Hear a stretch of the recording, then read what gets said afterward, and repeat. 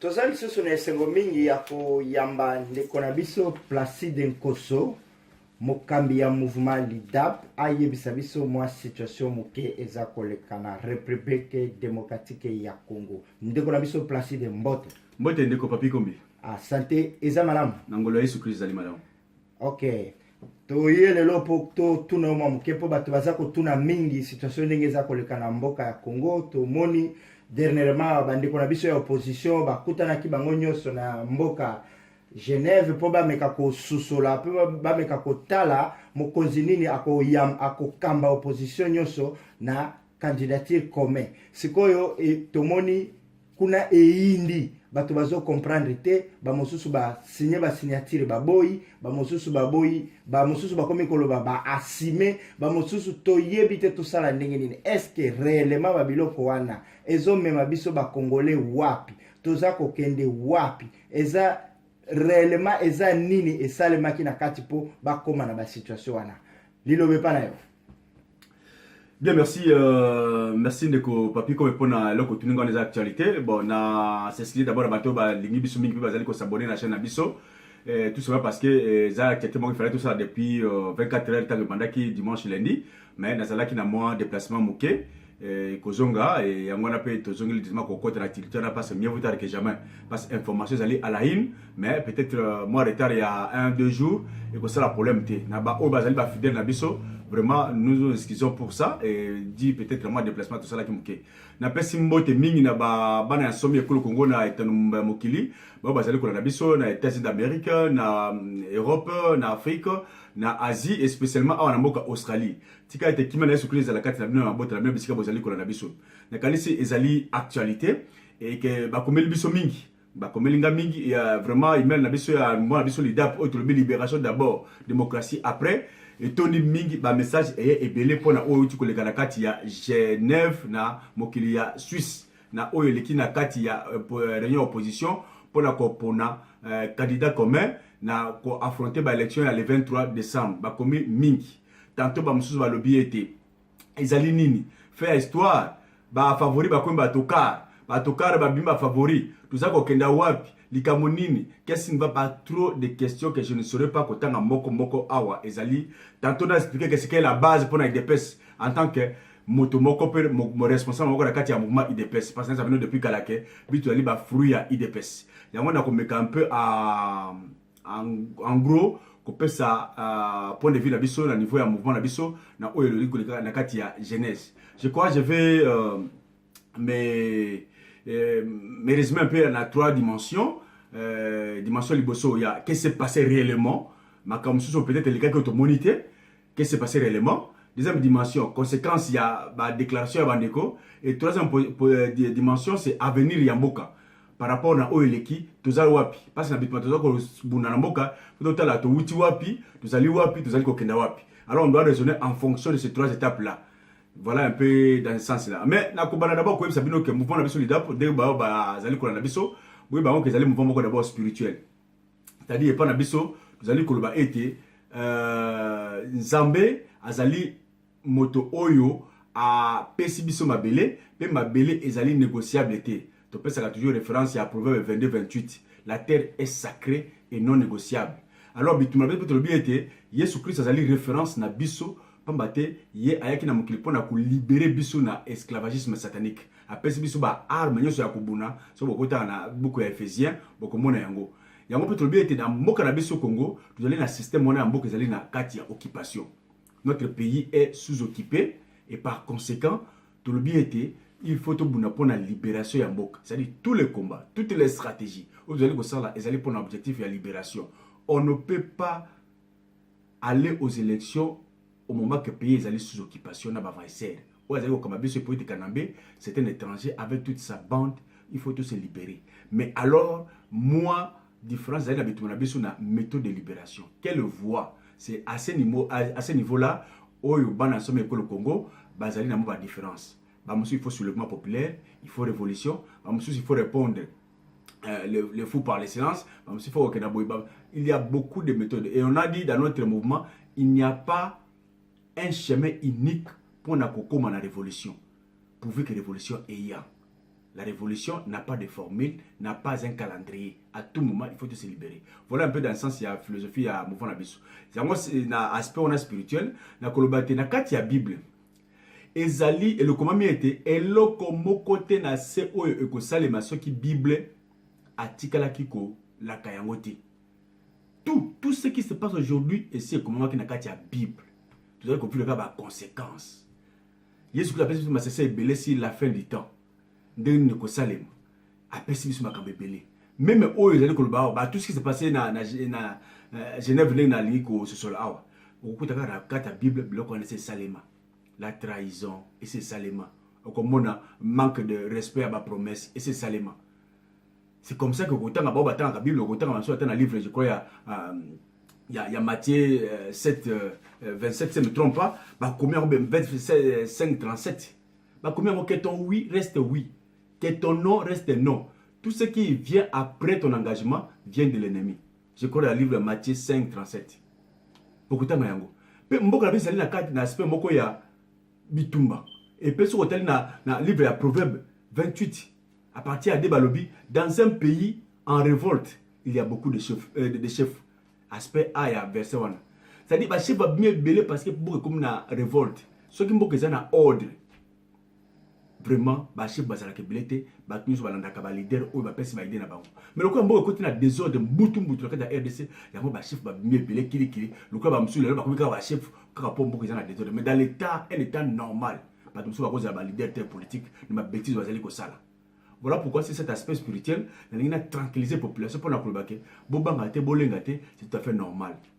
Et je vous parle ici comme un ancien de l'IDPS. Ancien parce que je ne suis pas de l'IDPS Félix Tshisekedi. Nazali moi Etienne Tshisekedi et que jusqu'à présent je considère que mon parti est en déroute. Voilà pourquoi tout de suite quand tu crées l'IDAP, que tu libérer d'abord, on va nettoyer l'IDPS. Mais pour le moment, ma condition est alité. l'IDPS, il y a les lots, les IDPS, qui étaient là. Et pas Etienne Tshisekedi. Il y a de quoi à revoir. Voilà pourquoi depuis Etienne Tshisekedi a accueilli, l'IDPS est Panzani. Ceux qui le lot, ça lui va fiche d'adhésion à l'IDPS, on a combien l'IDPS a perdu ses militants, ses membres à cause, il y a des ordres, il y a manque, il y a leadership, la carte parti. Voilà un peu dans ce sens-là, où dans les Koloba, j'étais le secrétaire général, il y a jeunesse estudiantine et à l'IDPS quand j'étais encore à l'université, chargé de la mobilisation estudiantine. C'est-à-dire, quand on a à l'université de Kinshasa, Ngaï nous chargé na kotambola kana ba supérieur sur tout ça la marche ba soulèvement contre le régime Mobutu. Dans le constaté, j'avais mes leaders, Chabani, au secrétaire à l'IDPS. Touyebani, n'est-ce pas? Ari Lissas, Touyebani, Bozali est belé. Oh, l'idée la carte IDPS. Donc quand je parle ici, Nabali IDPS depuis mon amouké depuis 90. Naye na Brazzaville, Nazala qui président fédéral ya IDPS Brazzaville. Bozali comme mon angai. Ba yebi yango. To memi IDPS na niveau beaucoup plus élevé na Brazzaville. Secrétaire général Moutanda, Alexis Moutanda. Oyebi yango madame. Félix Tshisekedi, oyebi yango. To comme en Australie, to kambi IDPS. Félix Tshisekedi, oyebi yango. Moi qui vous parle, oyebi. Peut-être avec l'État, tu peux finir et balancer par correspondance pour que tout le monde ait une médiocrité au IDPS à l'Ikokenda. Parce que c'est la honte d'abord de la maison IDPS na au Félix Tshisekedi au Sali. Je vais vous rappeler une chose avant que nous ayons besoin de l'Oko Félix Tshisekedi. Je crois bien que IDPS est un parti Oyo, Nakati Mboka, et Sali ba orphelin et pelé. Et quand ici, ba veuve, comme est pelé. Parti Oyo est désorienté à venir Yabatu. Parti Oyo est quand ici, Kati trouble na Kati ya vie Yabatu. IDPS. Alors, ce parti-là ne mérite pas ce sort. Parti où on a ébomé si Batu et belé na exil, là, na Kati ya diaspora, ceux qui Batu ont 180 pour la IDPS. Il faut du sérieux dans ce parti-là. Et ça, parti, il y a Kosakanate, parti à ce mandat côté. Alors, celui qui va nous diriger, il faut ça la hauteur, il y a parti wana. L'amateurisme politique, et ça, la Kati ya parti wana, et là, il y a Sony. Voilà pourquoi Banassomi Yaboka, Etienne Tshisekedi dans le baki, fait ya ma bandi. C'est-à-dire, il arriverait à un moment donné que ma bandi est bima, moto na moto, abanako bimisa ma bandi nae, pour na kola kisa oyazali. Voilà les loli bandi ya Tshisekedi, et bimisi ya Félix Tshisekedi, et bimisi Souki. Les bandi et bimisi Souki na oyazali kosala. Ça, c'est inconcevable et ça, c'est injurier l'IDPS. Ce n'est pas ça l'IDPS, ou tout ça qui n'est pas, il y a Kondo Etienne Tshisekedi wa Mulumba. père la démocratie ya pays paix à son âme. Alors qu'est-ce qui s'est passé réellement na Katia Makabalika qui na Genèse na Genève, vous allez m'excuser. C'est que c'est que tanga longu na mboka na yo vital de caméra longu na mboka. Est-ce que boye pas quitter oyo ko sali makuna bolani bande ko je ne veux même pas balancer ces images là parce que ça me fait la honte. Ils appellent ça Sony en tant que moto abimi na Katia DPS. Yabo Félix Tshisekedi tango ok na réunion opposition bidon surtout tango yebisi bato que un leader n'est pas celui qui se laisse entraîner par la masse, par la pression, il y a base. Tu ne savais pas la conséquence de ça? François nous a colloqué en français de la rue aux conséquences il y a pas moté. Au moins qui a moté. Et quand il dit je retire ma signature, est-ce qu'il y a une pression? Même si papa Tshisekedi tango aboye ko signer document ya Mobutu, sur place il a barré. N'est-ce pas? A barré sur place pour montrer que je n'ai signé, mais je ne respecte pas les mots, certains passages, il y a un document, je n'accepte pas. A barré. Voilà encore un responsable. À quel annonce ya Mobutu te a sali sali na Mobutu na kati ya salle. Donc yo qui texte la signature qui pour y après je retire ma signature. Qui t'a mis la pression?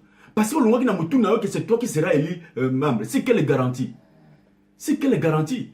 Voilà pourquoi tout au long de la combat, au Tikala Koyeba, dans cette émission, moi, on a de côté, on Félix Sali sorti dans la vie que Félix Tshisekedi vient de manquer sa première sortie politique. C'est parce que vous avez un monde lobby que Oyo Azali voisin. Ba bête la combattant, ba bête la militaire, mbot ba policier, mbot de policier, ba encadrer yo. Et c'est ça l'idée. C'est ça être le descendant de Tshisekedi. Au coup, sa police qui est ba policier, to bête la ba sal musala malam, ba to encourager ba pour que la future sal mabongo. Ça c'est normal vraiment, vous trouvez ça normal? Et maintenant, en sommes-nous? Ici, ce n'était pas un problème de la popularité d'un parti politique. Ce n'était pas un problème de sondage. Ici, c'est un problème spécial. Le Congo se trouve dans un état spécial. Quelle est la spécialité du Congo aujourd'hui? C'est que le pays est sous-occupé et que nous ne pouvons pas aller aux élections pour la troisième fois dans l'espoir de chasser l'envahisseur. C'est ça le problème. Alors, on doit faire toutes les stratégies doivent, n'est-ce pas, se focaliser dans la libération. S'il faut prendre les élections aujourd'hui comme un moyen pour aller à la libération, voilà le sens de pourquoi Bissou Awa peut soutenir génération Jean-Pierre Bemba, parce que dans le cadre que les élections comme un moyen qui peut nous amener au soulèvement populaire à la révolution. Parce que soulèvement ou révolution, ils ont toujours un point de départ. Ça ne vient pas au hasard. Il y a toujours un point de départ qui peut faire que moi, Yamboka a se soulevé, moi, Yamboka a trouvé un point comme le départ. Et ça en Tunisie, et ça en Égypte, et ça même dans Burkina Faso. Il y a toujours un premier point de départ. Nous voulons prendre les élections comme un moyen officiel. Ok, communauté internationale. Ok, population, à partir d'un moyen où le peuple se soulever. C'est tout. Les élections ici, c'est un moyen de soulèvement. Ce n'est pas un moyen d'amener les changements au pays. Ça, c'est vrai. Donc, Oyeba qui bloque, on a très bien. Bon, je ne vais pas commenter beaucoup plus de Vital Kamerhe parce que de ça, mission Mingi Neko Papi, comme Ben Abatou, tu as vu ça, ma position par Vital Kamerhe qui n'est pas congolais, c'est un Rwandais. Et on l'avait dit à maintes reprises. Thank you so much, Nabatnios, au Bazali, que c'est souscrit à la chaîne Abisso. Toloba yango très bien. Que Vital Kamerhe a reconnaître Nasuka, pour lui, il n'y aura pas une candidature commune. Vital Kamerhe restera jusqu'à la fin, au moins que pas pour naïe. Ce que pour naïe, il y a pour naïe parce que sa mission, c'est détruire, tuer, comme la gens disent dans Munguna. Il n'est pas congolais, bien très bien Vital Kamerhe. Il n'a jamais été un opposant. C'est comme l'un des dauphins des poètes de Kanabé. C'est ça sa mission dans l'opposition, détruire l'opposition. Et il a montré ça jusqu'à la fin. Il a montré ça. A regretté na souka pe atabatiaka Félix Tshisekedi Vital Kamerhe allait toujours s'opposer. Ça et moi na kolba mingi pona été passé par nga azalaka opposante. Mais na Félix Tshisekedi pona kolba lekwana. Mais dans cet aspect, je vais d'abord rappeler ce qui s'est passé. Parce que biloko monsieur to monaka mais oyo ezali na kati bato monaki yango te. D'abord, cette réunion devait se faire au niveau de l'Afrique. Mais ezalaki na mwa mutu ba lié ba pays. Mais la fondation Kofi Annan a préféré à partir de la possibilité d'Azali Yango à jouer opposant congolais baya na niveau ya Genève la Suisse pour organiser Yango tel que Azala qui proposait na Lokowana. Il a accepté, la fondation responsable a accepté Yango ba keko kuta na kuna. bavandaki bavandisaki bango kuna bapesi bango babiloko nyonso bacondition de travail et bacondition que bokobima te soki bozwi promotion pardon bozwi solution te ya koprésenter un candidat commun mpona koaffronter Hippolyte Kane mpe kopesa chance na bana ya somo ekolo Congo mpona kogagner baélection en fait de ne pas donner un prétexte à l'ennemi qui dit toujours que togagner baélection parce que l'opposition était divisée, togagner baélection parce que l'opposition était divisée.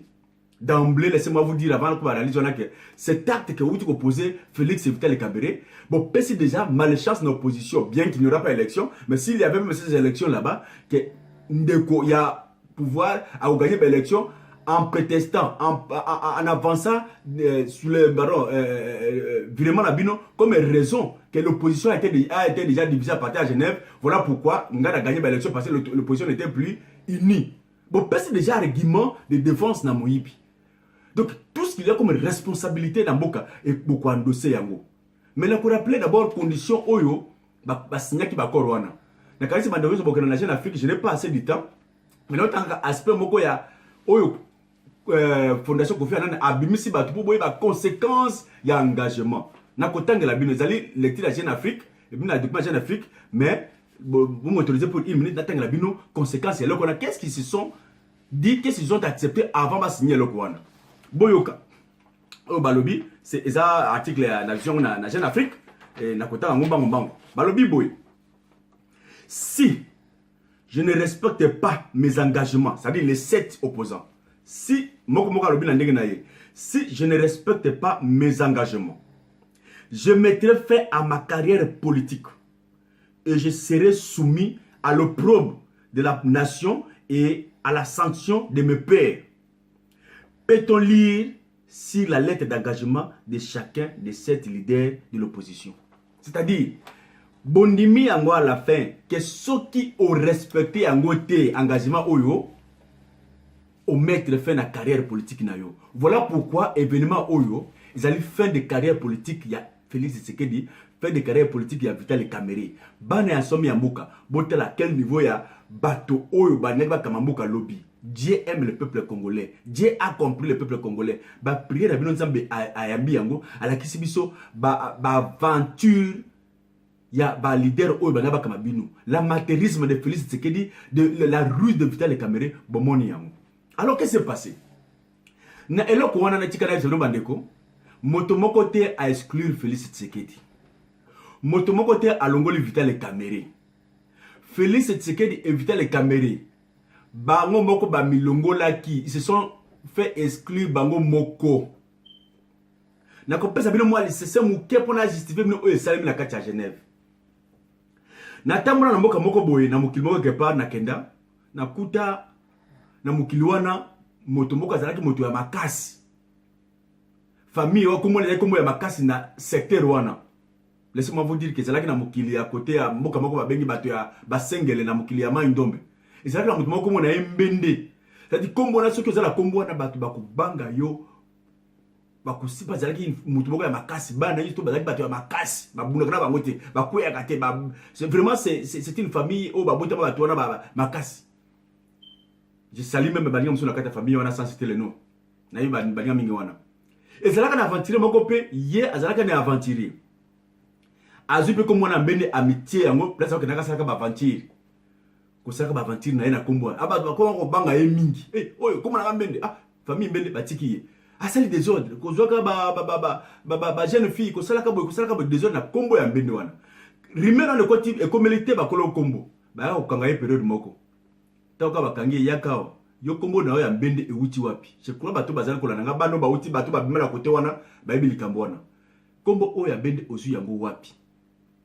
Quand on a moni le vrai nom de la famille wana yemoka bandiko s'excuser boli misanga je suis un fombende boli misangai mais ça va aventure nangai comme na boli misa babi tokobete poso to beti to bomayo à partir d'aujourd'hui ici li pona ko mekal soutera ko mwana ozo ko salir image ya famille na biso mbala ya suka a sengi boli misa sengi a tiki pelo kona mbala moko ta moni ba vrai mbende a tiki yango.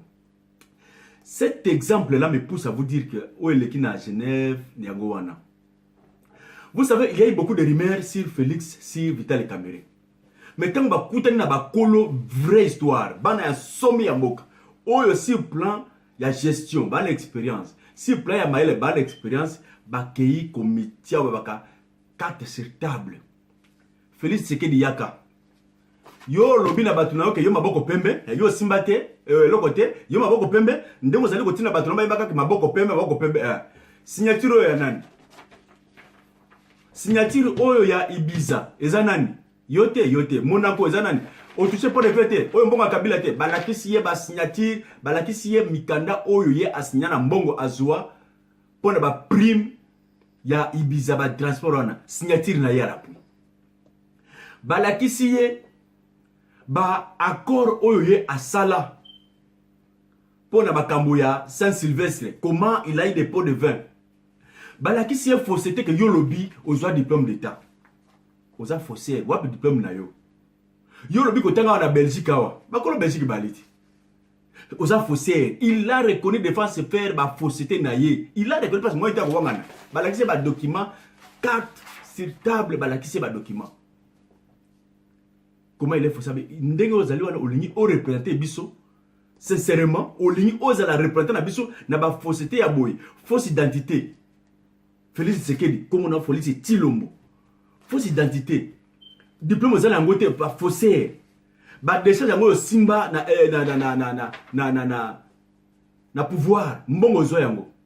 Donc olingi na ba critère biso ba papa, ba responsable. To pesa yo pouvoir que le bino, ye moka polaki. Il n'a rien dit. Il n'a rien dit quand il a été devant l'évidence et la réalité. Alors, bien le côté, il n'a rien dit. Baleki de moko Vital Kamerhe, Yakawa. Yo, Fondaka na avenue par exemple, Mombasa, numéro 1500, commune Rwanda. Oh, papa leki na yote. Oh, papa na yote. Oh, bandeko na yote. Songolo Zanani, na Rwanda. Tu trompes le Congolais pourquoi? Tu es Rwandais. Cette adresse au Rwanda, cette adresse, pas le Rwanda comme pays, mais l'adresse, avenue tel, numéro tel, na Kigali, Bobobe. Famille, on est famille à Nani. Je crois que peut-être qu'il y a beaucoup de spéculation. Vital Kamerhe Rwandais, Félix Tshisekedi a joué à pot de vin. Mais cette fois-ci, il y a un problème de spéculation. La kisi bango, tête sur carte, pardon, carte sur table, bavanti Rwanda. Et personne n'a pu, n'est-ce pas, parler qu'au fond de la monokonaï. Batu bango na ba condition bolingi to pesa bino bozala ba leader misoko kita Vital Kamerhe tu connais que tu es rwandais papa na rwandais au moni yango yo bolingi to pesa yo congolais ti dribble ka ti dribble qui pardon ti dribble le peuple congolais au bazana tante ba yo ka ba détail oh mais pas non pas moi Matungulu pas moi Mozitu pas moi j'appelle Bemba encore moi Fayulu. Baninga ba se prépare qui en conséquence na ba dossier. Voilà pourquoi chaque fois qu'on a ba réunion ya mnene boy, il faut se préparer très bien.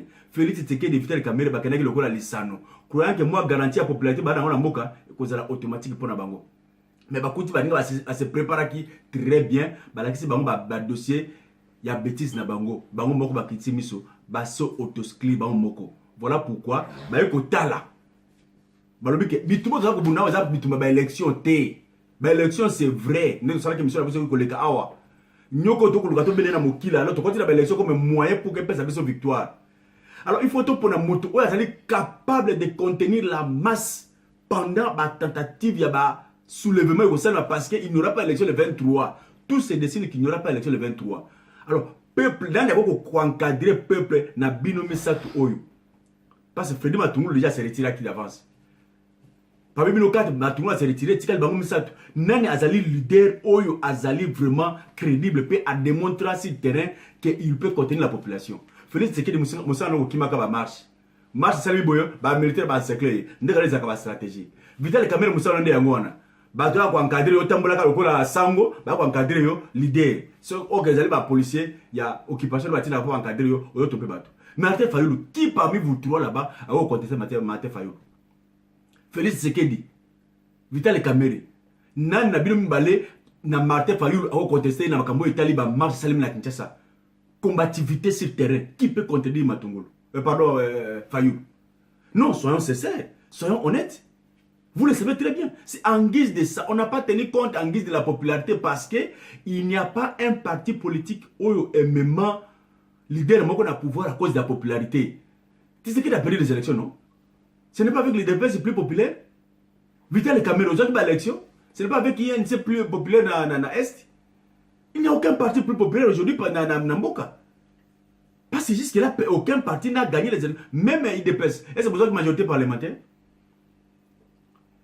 Au Parlement, quand Tshisekedi a demandé, Nazoro Katrom, Fayoulou a désobéi à Tshisekedi, celui-là, Tshisekedi a 5 parlementaires, il y a qu'un Parlement. Mais Fayoulou a démontré un acte de patriotisme. Fayoulou a dit, moto a zongi simbongo na députation na hémicycle. Que na lien bongo, si ka oyo mandé sili na zongi simbongo. Fayoulou a montré ça à zongi simbongo. Mais Félix Tshisekedi, tu continues à percevoir l'argent à hémicycle, non? Vital Kamerhe. Vous avez percevoir, bon. Mais Martin Fayoulou a zongi simbongo. Ce sont les petits gestes, petits signes, pardon, qui prouvent combien on est responsable dans la parole. N'est-ce pas? Oh, Martin Fayoulou a salé en haut. Bon, mon ango, bien, vous savez. Vous avez bien aussi, vous avez un bon pouvoir. Martin Fayoulou a boyé en officiellement. Donc voilà, on n'a pas tenu compte, il y a grandeur et à parti politique. On a tenu compte, il y a une évidence sur le terrain. Aujourd'hui, la possibilité, il y a une élection, et comme ça le matin, Martin Fayoulou est plus combatif que Binomi Balé. Il faut l'accepter. Il a démontré ce que vous ne pouvez pas le faire. Ton monaï va porter ma mise au tout ça à Saliango. C'est comme ça qu'il vous a gagné.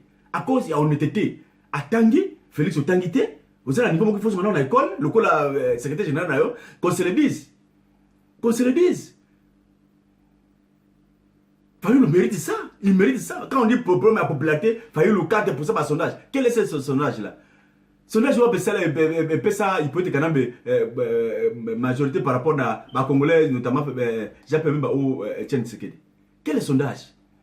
Sondage il peut ça Moïse Katumbi popularité koleka. Quel est le sondage?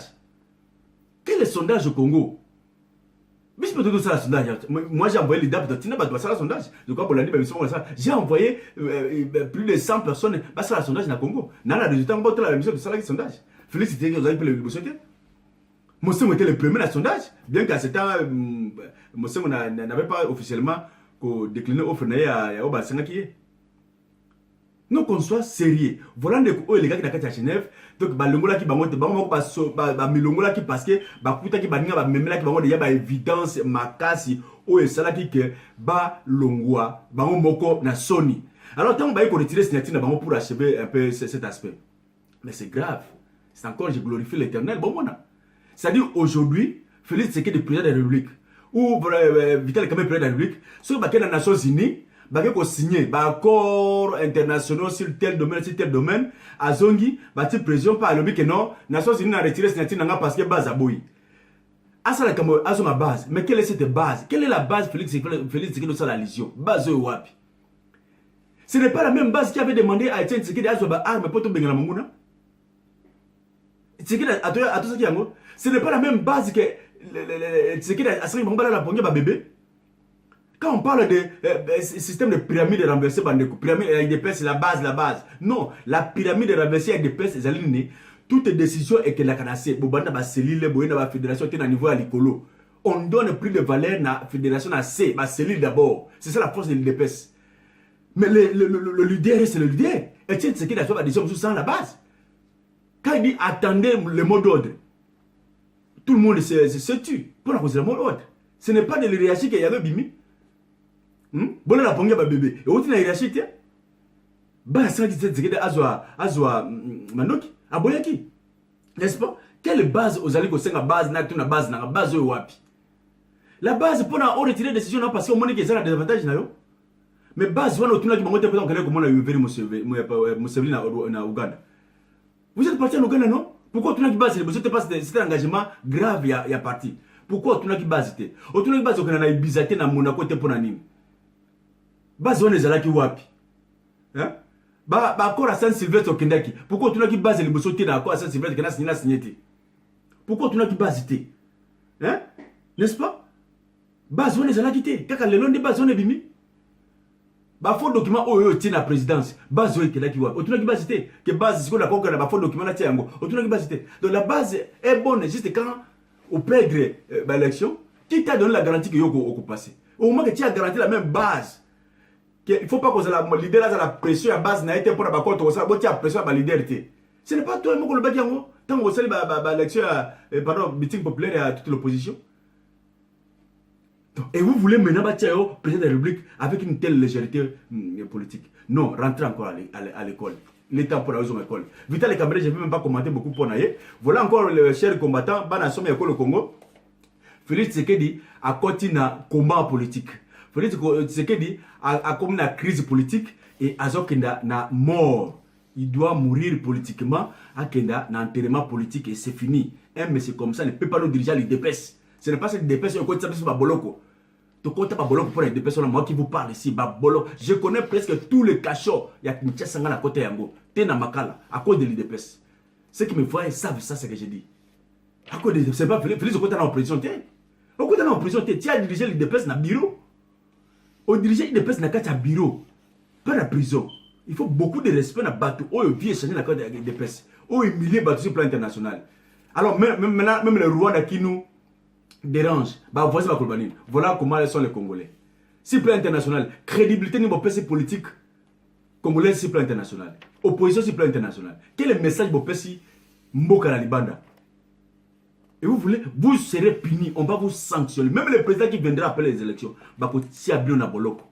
Beaucoup de boloko, Félix Tshisekedi, Vital Kamerhe, beaucoup de prison pour la haute trahison et pour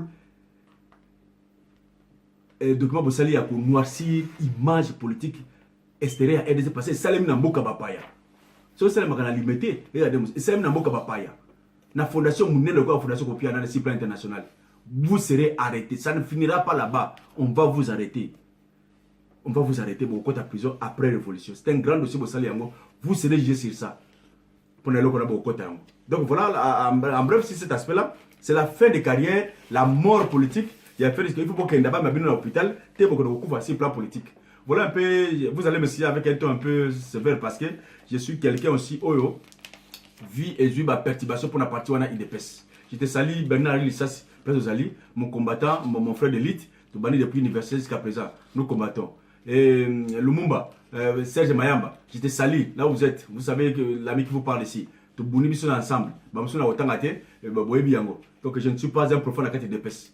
Donc, oh, Félix Sali, tu peux arrêter yo après pouvoir. Oui, bah de comment le makamboza vraiment makasi to yambini de konabiso ndenge azako solo la ndenge azako sosola. Mais to koti na question moko ya suka poto clôturer émission, mais est-ce que la situation aza quand même na ba conseiller ba ndeko neti ba Pita Kazadi, ba Kabudi, ba Kabuya, bango nyoso bazui nini pona situation yo pona makambo po ezako sala soni moko toyobi te to sala ndenge nini biso nyoso ba congolais toza humilié na niveau ya libanda pona situation yo ndenge ba proche na ye ba conseiller balingaki ba sala nini pona situation lilo ba pona. Oui, c'est vrai, Bible peut le bien ngo. La force d'un leader c'est ensemble de ses conseillers, Proverbe 15-22.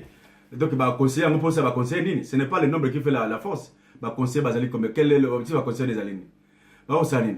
Conseiller à caractère tribalistique, conseiller. On a toujours qu'à apporter l'intérêt personnel, pas pour l'intérêt de la nation. Il faut qu'on puisse avaler la peuple.